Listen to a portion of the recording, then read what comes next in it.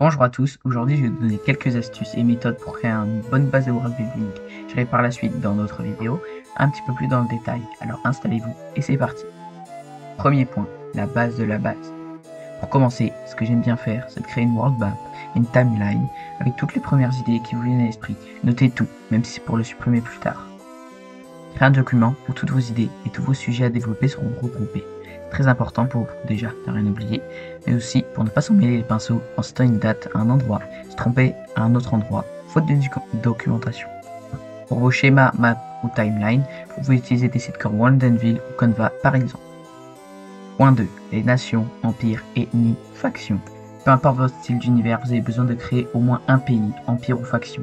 C'est la base de tous vos systèmes politiques, commandements, lois, économie, propriété, bref, tout ce qui se passe ou peut se passer sur ce territoire défini.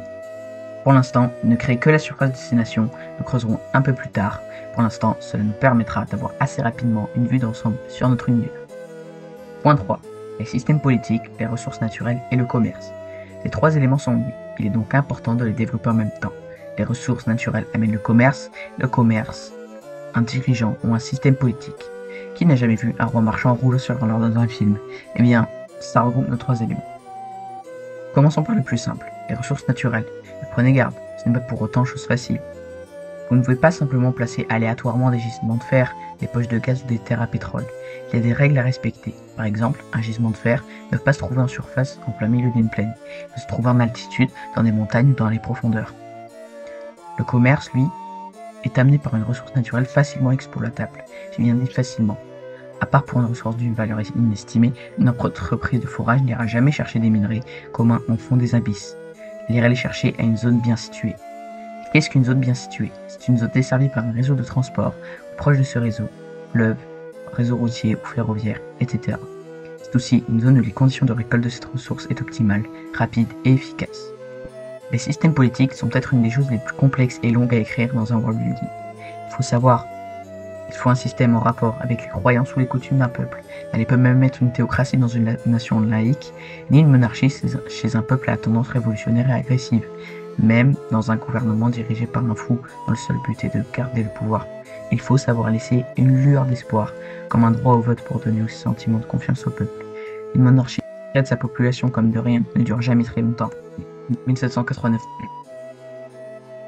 Un système politique cohérent et bien organisé, c'est très important. Point 4. Les technologies, les magies et les énergies. Les technologies. Comment ce peuple fait-il pour obtenir cet objet, ce mécanisme, grâce à cette technologie? Qu'elle soit primitive, moderne, inventée de toutes pièces ou ultra-futuriste, les technologies sont très importantes à développer à ce stade de votre écriture. N'oubliez pas, restez cohérent avec le reste. Un peuple nomade et semi-préhistorique ne chasse pas au fusil blaster. La magie est un peu comme la technologie, à un détail près. Elle est surnaturelle. Elle peut être juste une croyance, un rêve psychique ou même physique. L'important, c'est de créer une vraie profondeur à cette magie, pas juste un sort sorti d'un grimoire retrouvé dans le grenier de l'ancienne maison de grand-maman. Toute chose a une histoire. Les énergies, il en faut pour tout. Pour la technologie, la magie, les rituels étranges, la vie. Créer des sources d'énergie variées. Prenez exemple sur la vie réelle. Il n'y a pas que le nucléaire ou le solaire. Il y a l'éolien, l'hydraulique, le chimique, etc. Point 5. Les personnages clés. Ces personnages, qu'ils aient une vraie présence dans votre histoire ou que ce soit juste des corps, ils restent super importants. Si l'on voit que votre personnage principal est vos personnages secondaires dans votre monde et qu'il n'y a aucune vie autre, aucune profondeur, aucun réalisme à votre univers. Créez-leur une vie, une routine, un quotidien, une famille, un caractère. Point 6. Les croyances, religion et mythologie. Les croyances façonnent les comportements, les lois, les conflits et même les architectures.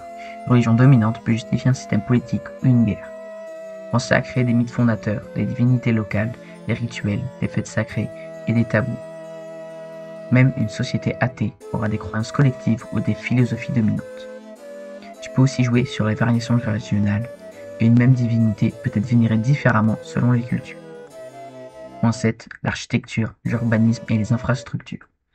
L'aspect visuel d'un monde est crucial pour l'immersion. Est-ce que les villes sont fortifiées, souterraines, suspendues, organisées en cercle ou en chaos? L'architecture reflète les ressources disponibles, les croyances, les technologies, l'économie et les climats. Une cité dans le désert n'aura pas les mêmes structures qu'une ville côtière par exemple. Pense aussi aux infrastructures, routes, aqueducs, ports, réseaux magiques ou technologiques. Point 8. La géographie et les climats. La géographie influence tout. L'immigration, les guerres, les échanges commerciaux, les croyances. Créer des zones climatiques cohérentes, déserts, toundra, jungle, archipel, etc. Cela permet de diversifier les cultures et les ressources. Point 9. Les espèces, races et créatures. Même dans un monde humain, il peut y avoir des différences biologiques ou culturelles marquées. Et si tu ajoutes des races non humaines, pense à leur écologie, leur histoire, leurs relations avec les autres peuples. Créer des créatures emblématiques, montures, prédateurs, animaux sacrés, parasites, etc. Donne-leur une fonction dans l'écosystème ou dans la culture. Point 10. Les conflits, alliances et événements historiques. Un monde sans tension est un monde sans vie. Créer des guerres passées, des révolutions, des traités, des trahisons. Ces événements peuvent être des points d'ancrage pour ton intrigue ou simplement enrichir le lore. Pense aussi aux conséquences, ruines, rancunes, héros déchus, cicatrices géographiques ou sociales.